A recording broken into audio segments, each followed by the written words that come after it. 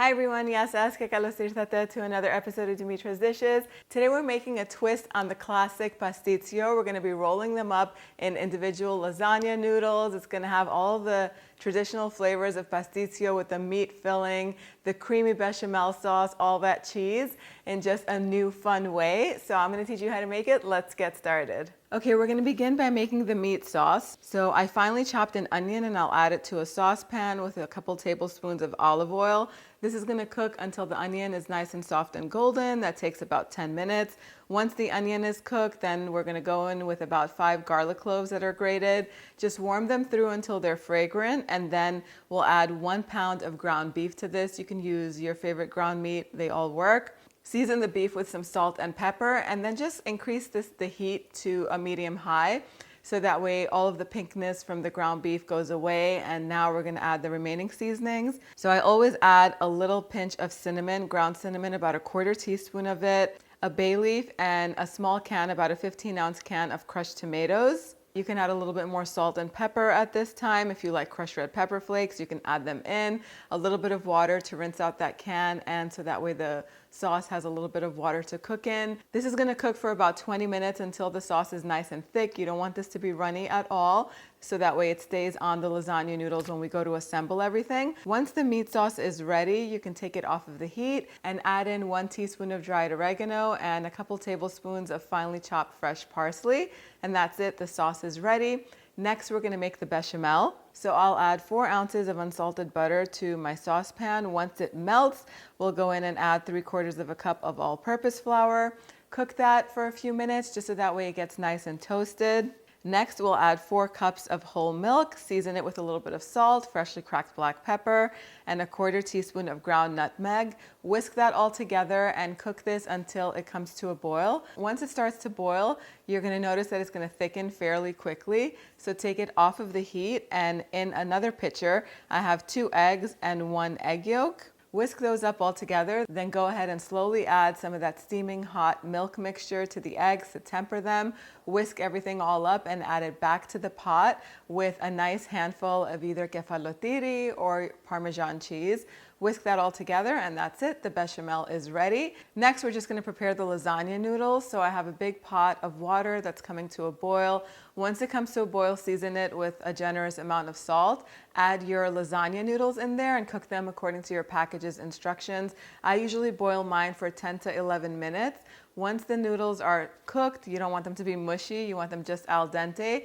Carefully drain them in the sink, drain out all of that water, and then fill the pot back up while the noodles are in there with some cold water or lots of cold water. This is going to keep the lasagna noodles from sticking to each other. That does happen. Once they cool, they will just stick together, and when you try to take them apart, they're going to tear. So the water really helps with that step. Now we're just going to assemble everything. So get your work surface ready with everything just ready to go. I have a 9 by 13 inch baking pan here. I'll spread a thin layer of the bechamel on the bottom of the pan, and then I like to place some paper towels onto my cutting board, or the countertop is fine. You don't need a cutting board for this.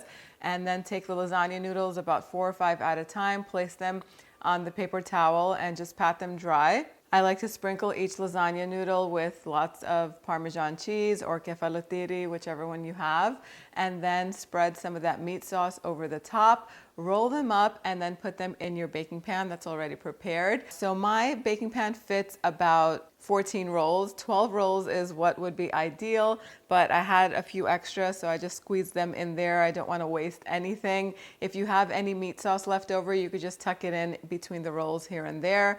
Then take the bechamel sauce and pour it over the lasagna noodles. And then, of course, we like to sprinkle a little more cheese on top. I take a piece of parchment paper and I crumble it up and just wet it slightly and put it over the pan so that way the foil does not touch the noodles while they're baking in the oven. Cover the tray with aluminum foil, and this is going to bake at 375 degrees Fahrenheit. Cover it for 30 minutes, uncover it, and then let it bake for another 15 minutes. And then after that, I just turn the broiler element on for 4 to 5 minutes, just so that way they get nice and golden on top. As soon as they come out, just garnish them with some finely chopped parsley, let them cool a little bit, and they'll be ready to serve.